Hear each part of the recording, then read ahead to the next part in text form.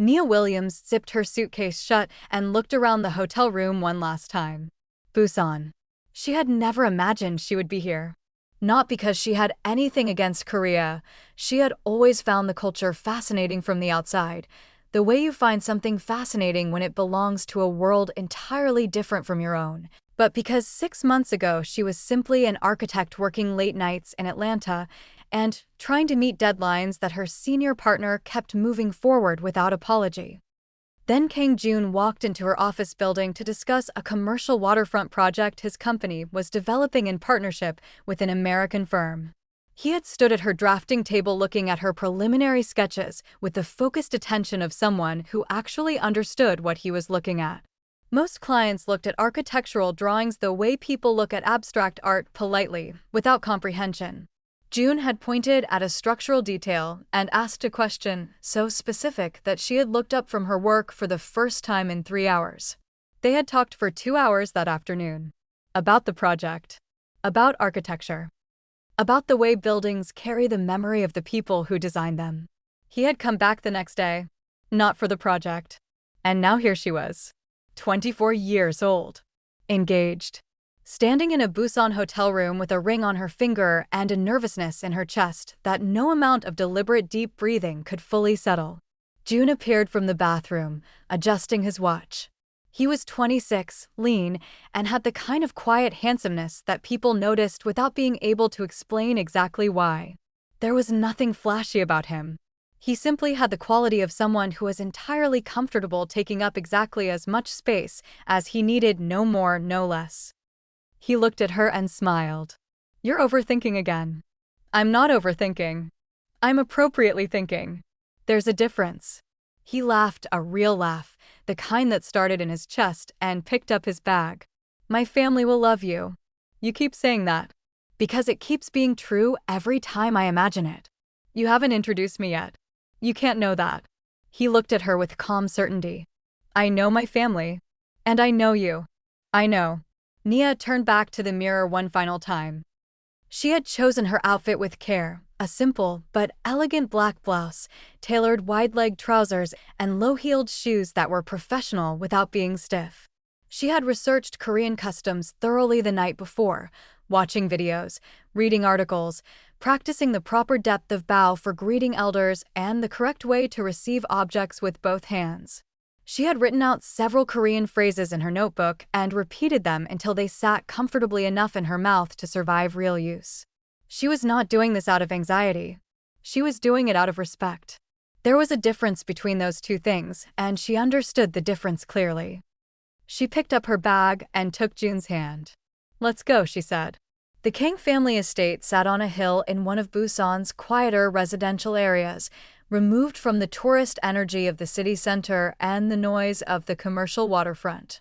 It was a large property, significant without being showy, the way truly old wealth sometimes presents itself. A traditional Korean home that had been carefully and respectfully modernized over several generations. Stone walls weathered to a beautiful gray. Manicured gardens that suggested patience rather than performance. A view of the ocean visible in the far distance between the hills, as if the house had been placed precisely to catch that particular glimpse of water. When their car pulled through the iron gate and the estate came into full view, Nia felt June's hand tighten slightly around hers on the seat. She noticed it. She said nothing about it. But she pressed back gently. The front door opened before they reached the steps. June's younger sister Sora came running out first, 20 years old, full of restless energy, with the same sharp dark eyes as her brother, and the particular freedom of someone who had not yet learned to hide what she was thinking. She grabbed June's arm and pulled him into a brief tight hug, then immediately pivoted her full attention to Nia with the frank, unfiltered curiosity of someone who had been waiting a long time to form their own opinion about this woman her brother had chosen. She looked Nia up and down, not with hostility, not with judgment, simply with the honest assessment of someone gathering information. So you're the one, she said in careful practiced English. I'm the one, Nia said simply. Sora broke into a wide and completely unguarded grin. I like your shoes. And your hair. How long does it take? The shoes about 2 seconds. The hair considerably longer. Sora laughed. The sound of it broke something in the air that had been slightly held. Jun's mother appeared in the doorway a moment later. Jong Myung-suk was a tall, composed woman in her mid-50s with perfectly styled silver-streaked hair worn in an elegant knot and the posture of someone who had never once in her adult life allowed herself to slouch. She wore a traditional hanbok in deep plum with delicate gold embroidery at the collar. She had dressed deliberately for this meeting, which told Nia something important. This woman took this moment seriously. She was not someone who did anything carelessly. She looked at Nia with an expression that was polite and entirely neutral. Not warm, not cold, simply the carefully maintained face of a woman who had not yet decided what she thought and was not going to pretend otherwise. "Welcome," she said in clear English, bowing with a slight, precise inclination. Nia bowed in return, the proper depth she had practiced, not too shallow to seem dismissive, not too deep to seem performative, and said in Korean, calm and careful, "Thank you for having me. I am truly honored to be here." Something shifted in Myung-suk's expression. It was small, barely visible. But it was there. A quiet acknowledgement. The girl had done her homework. She had not arrived expecting Korea to adjust itself for her. Jun's father, Kang Byung-ho, was waiting inside the entrance hall. He was a broad-shouldered man in his late 50s who filled a room simply by existing in it, not through noise or gesture, but through a kind of settled gravitational weight.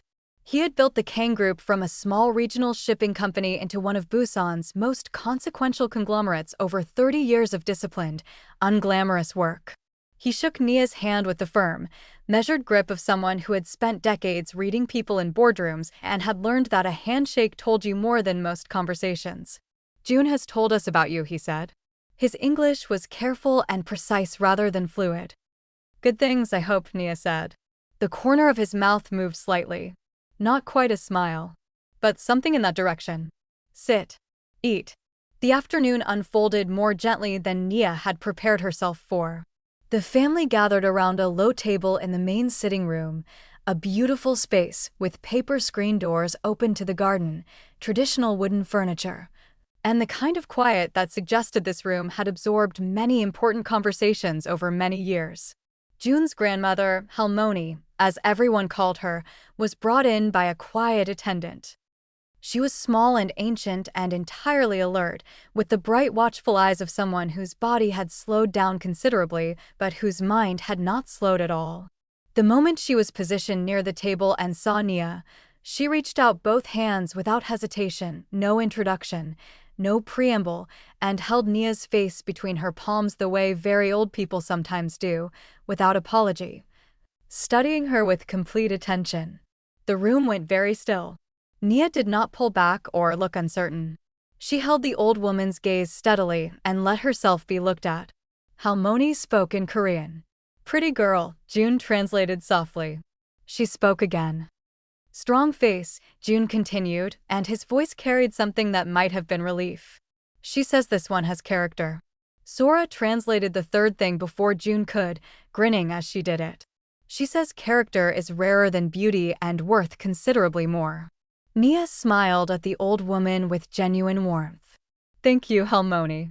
The old woman kept holding her hands for a long moment. Those ancient eyes moved across Nia's face with the slow patience of someone who had seen enough of the world to know that you cannot rush an honest assessment. Then she nodded one small, decisive nod and released her. The food came in waves. Dish after beautifully prepared dish of Korean food that Nia ate with real effort and visible appreciation, using chopsticks that she had been practicing with for 3 weeks in her Atlanta apartment. She was not perfect. A piece of radish escaped her grip at one point, and she recovered it without drama, but she was clearly and genuinely trying, and that effort moved around the table like a quiet current, noticed by everyone without being remarked upon by anyone. The conversation was careful and warm in the way of people who are all being thoughtful simultaneously. Myung-suk asked about her architecture work with the focused interest of someone who wanted to understand rather than simply fill silence. Byung-ho asked about her family background with the polite but thorough questioning of a man accustomed to due diligence. Sora asked about American music, celebrity drama, and the precise cost of Nia's shoes with absolutely zero subtlety and boundless enthusiasm. June sat beside Nia and watched everything with the quiet attention of someone observing something they had hoped for and are relieved to see materializing. His hand found hers under the table twice during the meal. It was going well. It was going remarkably, unexpectedly, carefully well. And then the front door opened. A young woman walked in. She was Korean, perhaps 25, with the particular elegance of someone raised from childhood to inhabit elegant spaces. Her clothes were understated and expensive in the way that takes real money to achieve. Her dark hair was styled with flawless precision. She moved through the entrance of the Kang home with the natural ease of someone who had crossed this threshold many times before and had never had any reason to feel uncertain about her right to do so. On her left hand was an engagement ring. Nia noticed it immediately. She noticed it the way you notice something that your instincts understand before your mind catches up, a quick involuntary focusing of attention, there and gone in a fraction of a second, but real. The young woman stopped when she saw Nia. Her expression did not change dramatically, it was simply a flicker. Recognition of the situation. A rapid internal calculation. Then a composed and gracious smile that revealed nothing of what the calculation had produced. "June," she said softly, looking at him with the warmth of long familiarity. "You're home." The room was completely silent. Nia looked at June. June had gone very still beside her. The particular stillness of a person whose body has registered something that their mind has been hoping to avoid. "Nia," he said carefully, and his voice was steady, but cost him something to keep that way. "This is Seya." He did not explain further immediately. He did not need to. Nia was an intelligent woman who paid close attention to things. She looked at Seya's ring. She looked at Myung-suk's face, which had shifted from carefully neutral to carefully controlled, a meaningful difference. She looked at Byung-ho, who was studying the surface of the table with the focused attention of a man who needed somewhere to put his eyes that wasn't anyone's face. She looked at Sora, who was looking at her brother with an expression of pure alarm barely held beneath a thin surface of composure. She understood the shape of the situation before anyone spoke another word. "It is very nice to meet you," Nia said to Seya. Her voice was completely even. Not forced, not brittle, simply even, the way a well-built structure is even. Seya's composed smile remained. The silence that followed lasted perhaps 4 seconds and contained approximately 4 years of implication.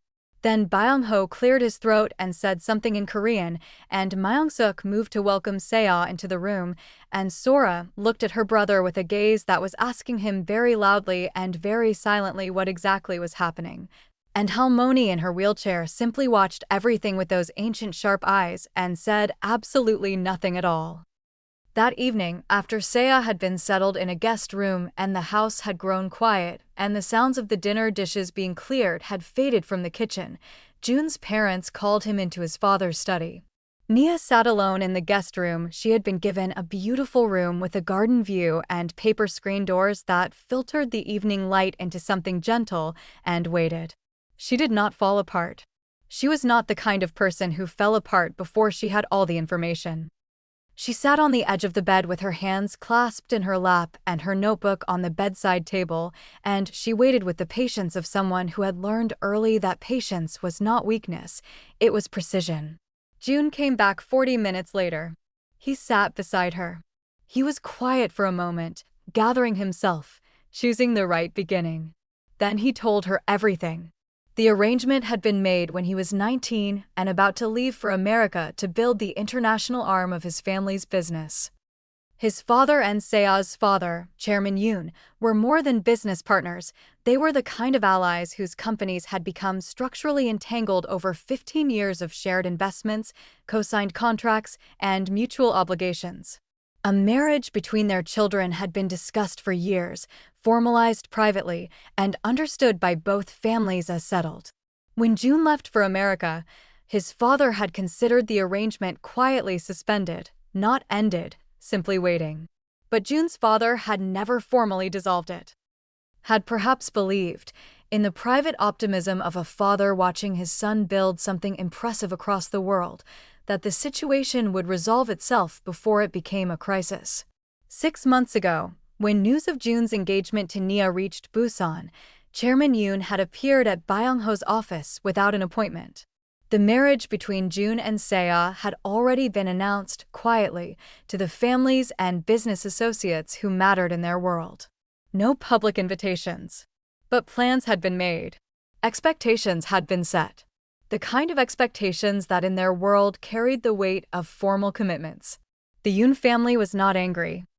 They were simply expecting the agreement to be honored, the way you expect a contract to be honored, because in their world that was exactly what it was. Nia listened to all of this without interrupting. She listened the way she studied buildings, taking in the whole structure before assessing any individual part. When Jun finished, she was quiet for a long moment. "Did you know any of this when you asked me to marry you?" she asked. "I knew the arrangement existed," he said. "I believed completely that my father had ended it.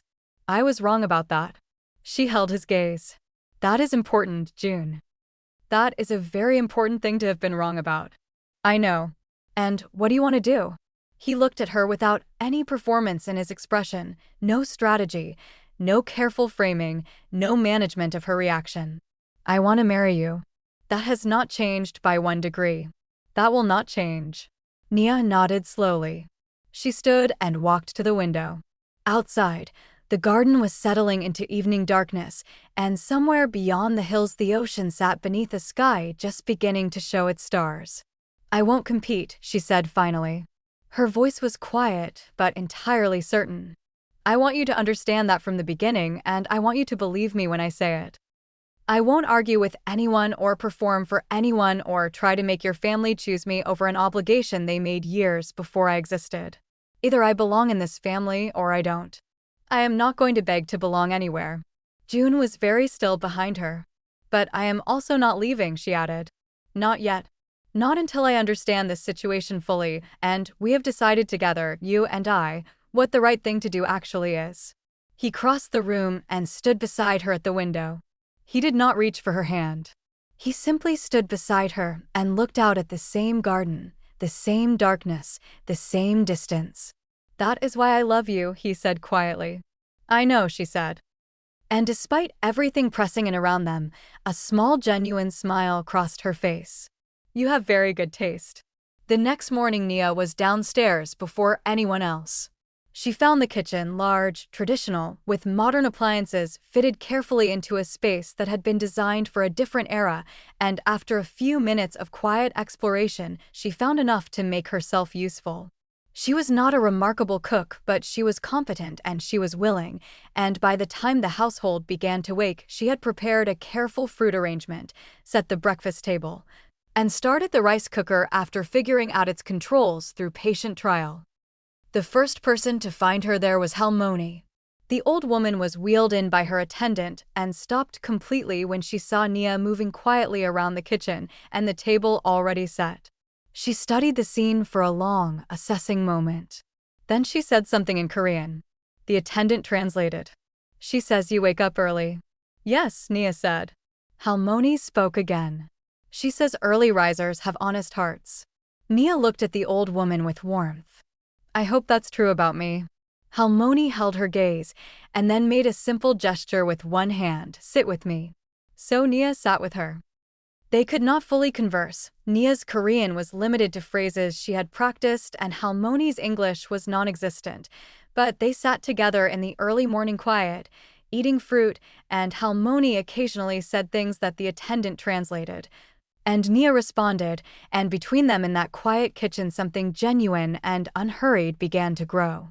When Myung-suk appeared in the dining room doorway and found her elderly mother-in-law and the American girl sitting together in easy morning silence, with the table already set and the tea already steeping, the expression that crossed her face was layered and impossible to read in a single glance. She sat down. She accepted the tea that Nia poured for her without comment. She did not thank her. But she did not have to. The fact of her sitting down was its own kind of language. Seya appeared at breakfast looking effortlessly put together in the way of someone for whom effortlessness is itself a cultivated skill. She greeted everyone with the warmth and ease of someone raised to be gracious in all social situations, regardless of their internal complexity. She was not cruel. She was not cold. She was, in every observable way, exactly what a daughter-in-law from a prominent Korean family was groomed to be. She sat across from Nia at the table.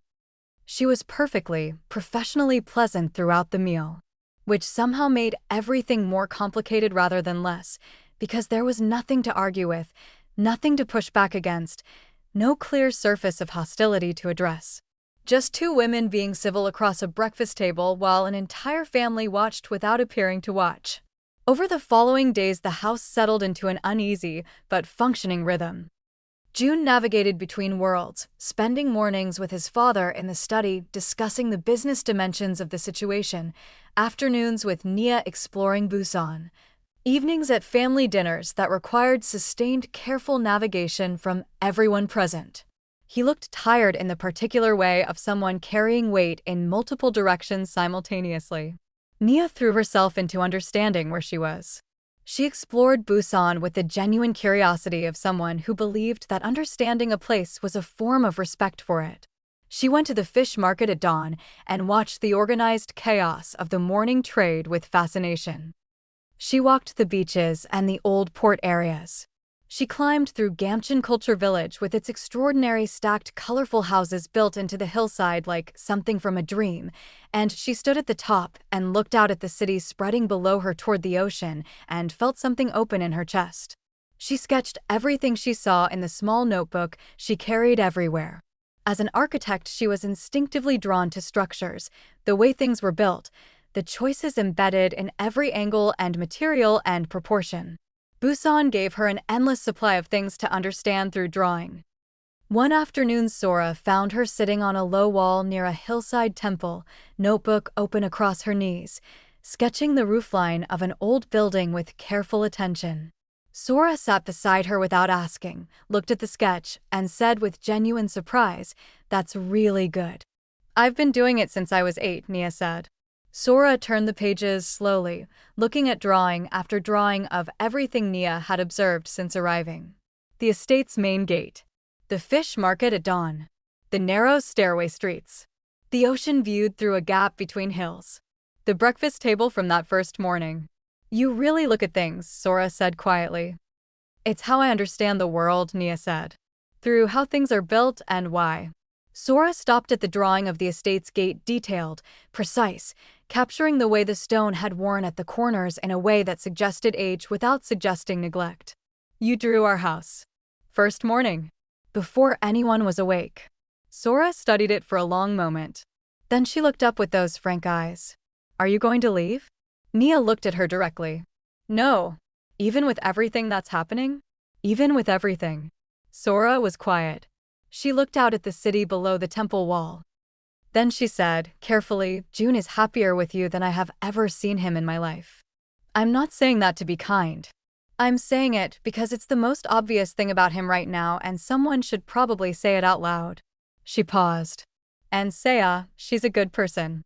I want to say that clearly. She is genuinely a good person. But she and June have never been in love. Not even close. Everyone in this family knows it. I think Seya knows it more than anyone." This was more honesty than Nia had expected from anyone inside this house. She absorbed it carefully. "Does your mother know it?" she asked. Sora looked at the temple. "My mother knows many things that she has decided it is not yet time to say out loud." That evening, Myung-suk found Nia in the garden just before dinner, sitting on the stone bench with her notebook open, sketching the shape of the garden in the late afternoon light. She stood at the garden entrance for a moment before approaching. That hesitation, brief, barely perceptible, told Nia more than any announcement could. This woman had come deliberately, had chosen to come, had perhaps stood at the garden entrance gathering something before she moved. Myung-suk sat beside her on the stone bench. Neither of them spoke for a while. The garden settled around them, the sound of birds somewhere in the trees, the distant low sound of the city beyond the walls. "Show me what you draw," Myung-suk said. Nia opened the notebook and handed it across without explanation or commentary. Myung-suk turned the pages slowly. She stopped at the drawing of the estate's main hall. Nia had captured the traditional wooden beams, the precise way afternoon light fell through the paper screen doors, the careful angle of the roofline where it curved upward at the corners. "You see our home," Myung-suk said. It was not quite a question. "It's extraordinary," Nia said honestly. "The way it sits on the hill. The way someone positioned it to catch that exact view of the ocean between those two ridges. Someone loved this house when they designed it. You can feel deliberate love in a building, it leaves a trace." Myung-suk was quiet for a moment. Then she said, "My husband's grandfather built it. He spent 2 full years on the design alone. He wanted it to face the water at exactly the right angle so that every morning the first light would come through the main hall." "It does," Nia said. "I noticed the first morning." Another silence, comfortable now in a way the earlier ones had not been. "You are not what I expected," Myung-suk said finally. "What did you expect?" Nia asked. Not defensively. Genuinely wanting to know. Myung-suk considered this with the honest precision of someone who did not give careless answers. Someone who would be difficult to accommodate. Someone who would demand that we adjust to her. Someone who would not understand or not care about what she was walking into. "I understand more than you might think," Nia said quietly. "I understand that this family has a history that runs deep and obligations that are real. I understand that what your husband promised Chairman Yoon is not a small thing. A man like your husband doesn't make promises casually, and that means breaking one costs him something genuine. I understand that this situation is not simple, and I am not going to pretend that it is." Myung-suk looked at her steadily. "But I also understand," Nia continued, "that your son is the kind of man who builds things with care and loves people with his whole attention. That kind of person does not come from nowhere. He learned it somewhere." Something moved across Myung-suk's face, brief and unguarded, the kind of expression that escapes through the gaps in even the most practiced composure. Then it was gone and she was herself again. She handed the notebook back without another word and walked inside for dinner. But that night at the table, she served Nia's bowl before her own. It was a small thing. It was a quiet thing. But Nia had been in this house long enough to understand that the small quiet things were where everything real lived. 3 days after their arrival, Chairman Yoon came to the estate for dinner. He arrived in a large black car with 2 assistants and the particular energy of a man accustomed to outcomes going in his direction. He was broad and commanding and in his 60s, with the settled confidence of someone who had not been genuinely surprised by anything in a very long time. He greeted the household with expansive warmth, complimenting the estate, the meal that was being prepared, the health of Halmoni, whom he addressed with elaborate respect. He acknowledged Nia with a polite, measured nod and the professional courtesy of a man who had learned in decades of business that the most effective way to handle an obstacle is not to confront it directly, but to simply proceed as though it is already resolved. Nia returned his courtesy with equal professionalism and revealed nothing. At dinner, the conversation moved the way formal Korean business dinners move, carefully, with warmth on the surface and meaning in the layers beneath it. Byung-ho and Chairman Yoon spoke in the easy shorthand of men who had built something together over a long time. Myung-suk managed the table with flawless hosting. Seya sat beside her father looking composed and lovely and somewhat less readable than she had been in the preceding days. Jun sat beside Nia and said very little. His quietness was the concentrated kind, someone listening to everything, preparing. Nia ate her dinner with calm attention and said almost nothing, which she noticed had the effect of slightly unsettling Chairman Yoon. He had arrived, she suspected, expecting some form of visible emotion from her, drama, tears, demands, the messy difficulty of someone who did not understand how the world he operated in actually worked. Instead, he was sitting across from someone who ate beautifully, listened with visible intelligence, and gave him absolutely nothing to work with.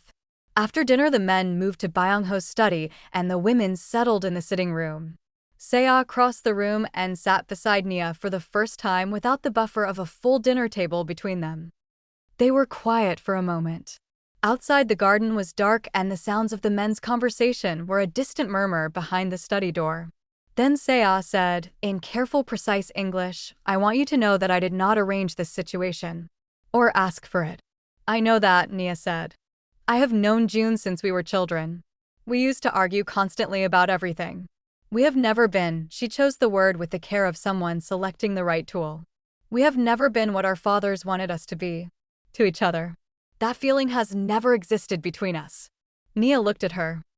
Then why are you here? Seya was quiet for a longer moment than any of her previous pauses. Something honest moved through her composed surface like light moving through water. Because my father asked me to be. And I have spent my entire life being what my father asked me to be. It is genuinely the only thing I have ever been reliably good at. The honesty of it landed between them quietly. That sounds exhausting, Nia said. She meant it without judgment, simply as an observation about what she was hearing. Seya looked at her with the slight surprise of someone who expected sympathy to arrive in a softer, more decorated shape than this. Then something that was clearly the beginning of a real smile crossed her face, small and unperformed. It is, she said. It genuinely is. In the study, the conversation between the men was less gentle. Chairman Yoon laid the situation plainly, with the directness of a man who did not believe in wasting time on indirection when the outcome seemed clear to him. The announcement had been made to the families and business associates who mattered in their world. The business relationship between Yoon Group and Kang Group had been structured quietly, deliberately over many years, with this marriage as its permanent foundation. There were contracts. Shared investments spanning 3 sectors. A major port development project on the Busan waterfront worth hundreds of millions of dollars that both companies had entered based on the shared understanding of a permanent family alliance between them. To dissolve the arrangement now would be more than a private family matter. It would send a clear signal through every significant boardroom in Busan. It would raise questions about the reliability of the Kang Group's commitments. It would destabilize agreements that had taken years to build. Byung-ho listened to all of this without disagreement. He had built his company on his word. His word had been given. June listened to everything. He let Chairman Yoon finish completely. When the room was quiet, he spoke. I respect everything you have built with my father, he said to Chairman Yoon. I respect the depth of the partnership between your families and mine. I understand precisely what this arrangement means to the business structures you have described. He paused and his voice remained level and clear. But I will not marry Seya. I am telling you this directly and without ambiguity so that there is no uncertainty and no further time wasted on a path that is not going to happen. I will not. Chairman Yoon studied him with the measuring look of someone recalibrating mid-calculation. You understand what this costs your father? Yes. You would sacrifice the port project? The investment structures he has spent years constructing. I would spend the rest of my working life building new ones. Byung-ho sat very still beside his son. Chairman Yoon looked at him. This is your son speaking. I know, Byung-ho said. And the weight in those 2 words, the quality of them, the absence of argument within them, told June something he had not been entirely certain of until that precise moment. His father was not going to fight him. Chairman Yoon left within the hour. Not in visible anger. The man was too experienced and too controlled for anything so transparent, but with the measured and dignified withdrawal of someone who had come expecting a particular outcome and was leaving with a different one. He said his formal goodbyes. He thanked Myung-suk for the dinner. He nodded to Nia with the same professional courtesy as before, though with a slightly different quality of attention in it. Then he was gone. The house was very quiet after the sound of his car disappeared through the gate. June found Nia in the garden. He sat beside her on the bench where her notebook lay closed on the stone beside her. He told her what had happened in the study, slowly and completely. She listened to everything. When he finished, she said, "You didn't have to do it tonight. We had time. More time might have given your father space to find a solution that protected the business relationship without forcing an ultimatum." I know that. Then why tonight? He was quiet for a moment. Then he said, because I watched you at that dinner table tonight. I watched how you carried yourself through an impossible situation with complete dignity, no performance, no drama, nothing false. And I understood that every day I didn't speak clearly was another day I was asking you to carry something that was mine to carry. That wasn't fair to you. And I am not interested in building a life with you on a foundation that isn't fair. Nia looked at the garden for a long moment. Then she leaned her head briefly against his shoulder, just for a moment, just enough to say something real without using words, and then straightened and looked at the dark garden before them. "We still have work to do," she said. "I know. Your father honored his word to that man for years. That matters to him in a way that goes beyond business. I know. He didn't fight you tonight. But not fighting you and being at peace are two very different things. He needs to actually get there." June nodded. "He's a man who has always kept his commitments. This is costing him something in his own accounting of himself." Nia picked up her notebook from the bench and held it for a moment without opening it. "Let me talk to him," she said. The next morning, she asked to speak with Byung-ho alone. Sora carried the request with wide eyes and the barely concealed excitement of someone watching a very interesting story develop from close range. Myung-suk appeared at the study doorway when she heard and was told quietly and directly by Nia that she would like to speak to June's father privately, if he was willing. Byung-ho was willing.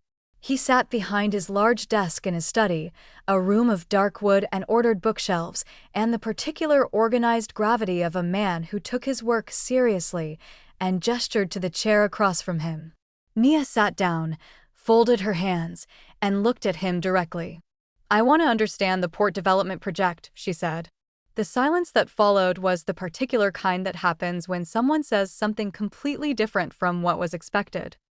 He looked at her with an expression that was, for the first time since she had arrived, something close to genuine surprise. "The project that the Yoon partnership was built around," she continued steadily. "The waterfront development here in Busan. What specifically is structurally at risk if the business relationship with Yoon Group changes?" He studied her for a long moment with the measuring eyes of a man who had spent decades assessing people and situations. Then slowly, with the careful precision of someone who respected specificity and recognized it in others, he began to explain. The port development was a major infrastructure project, a significant expansion and modernization of a section of Busan's commercial waterfront. Kang Group held the land rights and the construction and logistics capacity that the project required. Yoon Group held the government relationships that had made the development permits possible and the shipping contracts that made the project commercially viable. Without the Yoon partnership in its current form, the project as structured could not proceed. Nia listened to every detail. She asked 2 questions. They were specific, technical, architectural questions about the scope of the waterfront development, the kind of questions that could only be asked by someone who understood what they were talking about.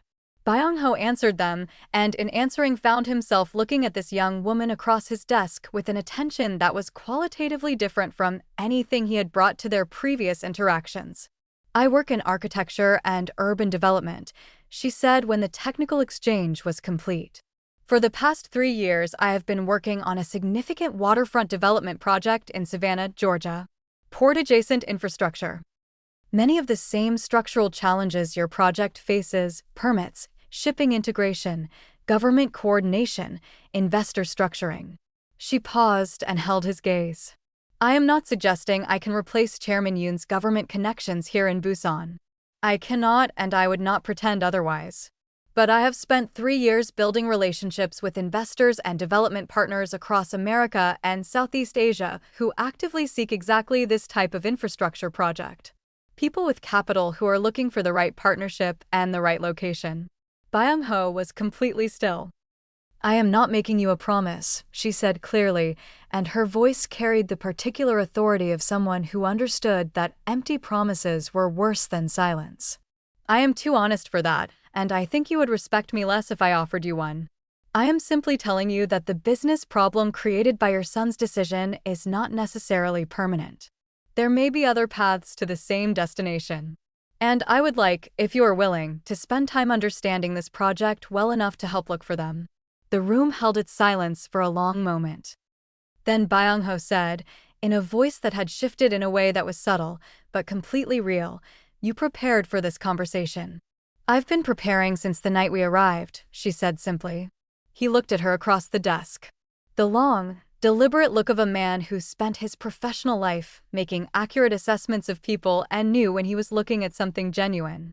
Then he said, "Tell me about the Savannah project." They spoke for 2 full hours. When Nia emerged from the study, Sora was waiting in the corridor with an expression of concentrated anxiety. "What happened?" she whispered. "We discussed port infrastructure development and waterfront investment structures," Nia said. Sora stared at her. "That's it? That's it? For 2 hours?" He asks very thorough questions. "It's a quality I respect." Sora looked at the closed study door and then back at Nia with an expression of complete and slightly odd bewilderment. "I genuinely don't know what to do with you." "Tea would be nice," Nia said. "I'll make it." The change in the house after that conversation was gradual and real. Byung-ho began appearing at the breakfast table rather than eating alone in his study as he apparently usually did when he was working through something difficult. He said little at breakfast, but his presence was its own communication, and the household read it the way a family reads everything in the space between what is said and what isn't. Myung-suk began small things. She showed Nia where the good quality tea was stored, separate from the everyday supply.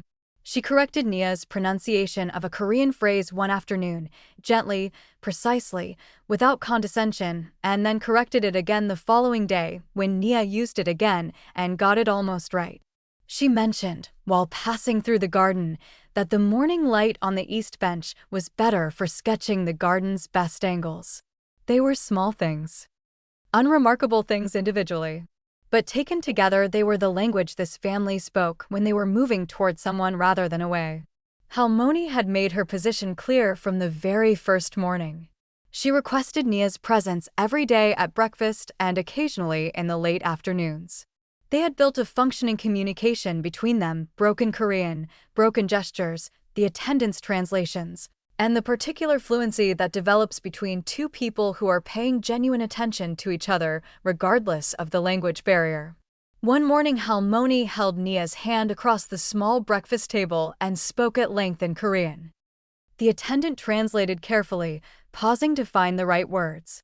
She said that she had been married at 20 to a man her own parents had chosen for her. That she had not loved him on their wedding day, had not even known him well enough to know whether she could. That she had grown to love him over 40 years of shared life, deeply and completely, until the day he left the world. She said that this was one kind of marriage, the kind where love arrives slowly, like a season changing. She said that she had watched her grandson's face when he looked at Nia since the moment they walked through the gate. And she recognized something in his face, something she had only seen in her own husband's face after 11 years of marriage. She said she did not see the point of waiting 11 years for something you could simply start with. Nia held the old woman's hand and did not try to hide that her eyes were glistening. Halmoni looked at her glistening eyes with those sharp ancient ones and then patted her hand once, firmly, with the decisive warmth of someone who has made up their mind and is comfortable with where they have landed, and then asked the attendant to please bring more persimmon because she had finished hers. Seya left on the 5th day. She found Nia in the garden in the hour before her car was due. They stood together near the old stone wall where the garden met the hillside, the city visible below and the ocean somewhere beyond it. "I spoke to my father last night," Seya said. "Honestly. More honestly than I have spoken to him about anything personal in as long as I can remember." She paused, looking at the view rather than at Nia. It was not a comfortable conversation. He is not a man who adjusts easily to things not going as planned. "Honest conversations between people who love each other rarely are comfortable," Nia said. "But they're usually worth it." Seya turned and looked at her with something fully genuine in her eyes for the first time, unmediated by composure or strategy. "I want to be chosen," she said quietly, plainly, without self-pity. "Someday. By someone who chooses me because they genuinely want me there. Not because of an arrangement. Not because of what my father built. Just me." She said it as a simple statement of something she had perhaps only just understood clearly about herself. "I don't think I have ever said that out loud before." "It's a good thing to know about yourself," Nia said. Seya looked at her steadily. "You will be," she said. "You too," Nia said. And she meant it with no agenda behind it, simply as a true thing she believed. Seya nodded. She looked at the garden one final time. "Take care of this family," she said. "They are proud and they are complicated and they do not say what they feel as directly as perhaps they should. But they are worth understanding." "I know," Nia said. I'm starting to. Seya's car came and the house felt different after it disappeared through the gate. Not lighter exactly, but more settled. As if something that had been held at an uncomfortable angle had been gently returned to where it naturally wanted to rest. That evening, Byung-ho asked the family to gather in the sitting room after dinner. It was not a formal occasion. Just the family, June and Nia on the low sofa, Sora cross-legged on a floor cushion, Myung-suk in her chair, Halmoni in her position by the window where she could see everyone. Tea on the low table. The sound of the garden settling outside. Byung-ho stood for a moment. Then he sat in his own chair and looked at the room. He spoke in Korean, slowly and deliberately, and June translated quietly and continuously into Nia's ear. He said that he had given his word to a man he genuinely respected, and that the breaking of that word had cost him something real in his own accounting of himself. He said he would not minimize that or pretend it hadn't happened, because a man who gave his word cheaply had nothing worth giving. He paused for a long moment. He said that 2 days ago he had sat in his study for 2 hours with a young woman who had come to that conversation not to plead or to perform, but to work. To bring her knowledge and her intelligence to a genuine problem and look for real solutions alongside him. He said she had asked the right questions. She had offered nothing she could not deliver. She had spoken to him as someone who understood that respect is built through substance, not through gesture. He said that his son had made a choice that was costly, and that the woman his son had chosen had, in the span of 1 week, shown him more about her character than most people revealed in a year. He looked directly at Nia. He said, and June's voice carried a slight unsteadiness as he translated the words, that she was welcome in this family. Not as a compromise reached after negotiation. Not as a concession made reluctantly. But as someone who had earned her place here through the simple and consistent act of being exactly who she was, in difficult circumstances, without performance or apology. The room was very still. Myung-suk reached across the small distance between them and placed her hand briefly over Nia's where it rested on the sofa cushion. She did not speak. She did not need to. Sora made absolutely no attempt to hide that she was crying. She was not embarrassed about it. She cried with the open completeness of someone who feels things strongly and has not yet learned to manage it away. Halmoni said something from her position by the window. Short. Sharp. June laughed despite himself, a genuine surprised laugh. What did she say? Nia asked. She says it is about time, he managed. And she would like to know when the wedding is because she is 81 years old and patience has its limits. The laughter that moved through the room after that was the real kind, unplanned and uncontrollable, the kind that arrives when relief and joy show up together, and the body simply does not know what else to do with both of them simultaneously. Even Byung-ho's serious face broke into something warm and helpless. Even Myung-suk laughed, quietly, genuinely, her hand still resting over Nia's. Later, when the house had settled into its nighttime quiet and June had fallen asleep, Nia stood at her window, looking out at the garden, and beyond it the distant darkness where the ocean was. She thought about Halmoni holding her face between 2 small ancient hands on that first afternoon, fearless and direct, refusing to assess her from a comfortable distance. She thought about Sora on the temple wall asking, "Are you going to leave?" with the plain directness of someone who needed to know before they invested anything of themselves. She thought about Myung-suk sitting beside her on the garden bench, turning the pages of her notebook slowly, and saying, "You see our home," in a voice that contained much more than those 4 words. She thought about Byung-ho leaning forward across his desk, asking technical questions about waterfront infrastructure, looking at her with eyes that were actively revising what they had previously concluded. She had not won these people over. She had not set out to win them over. Winning implied a competition, and she had refused to compete from the very first night. She had simply been herself, openly, consistently, without performance, and given them enough time and enough proximity to see her clearly. That was all she had ever believed a person could honestly do. Show up fully. Be real. Let people decide with accurate information. It had been enough. It had been more than enough. It had been everything. June appeared in the doorway behind her, quiet-footed.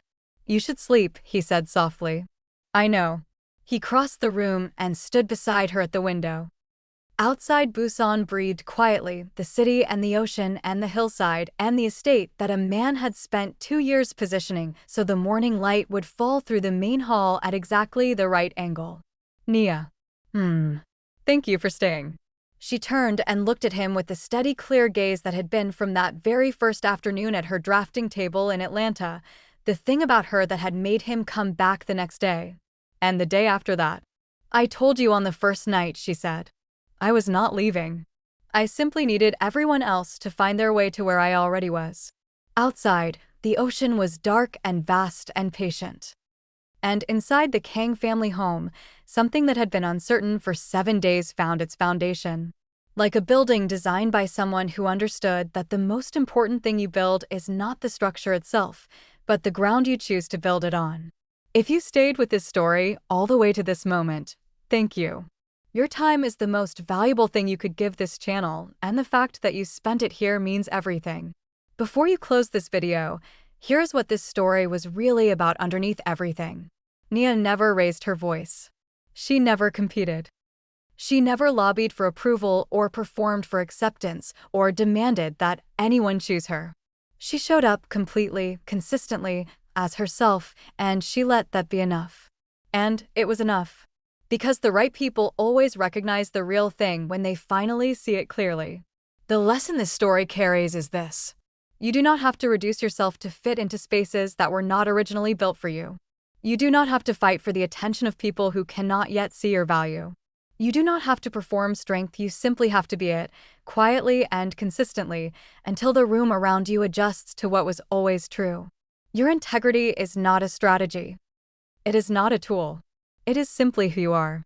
And who you are, when you refuse to compromise it regardless of the pressure, will always find its right place. If this story moves something in you, please like this video. It tells the channel that this kind of storytelling is worth continuing. Subscribe so you are here when the next story comes.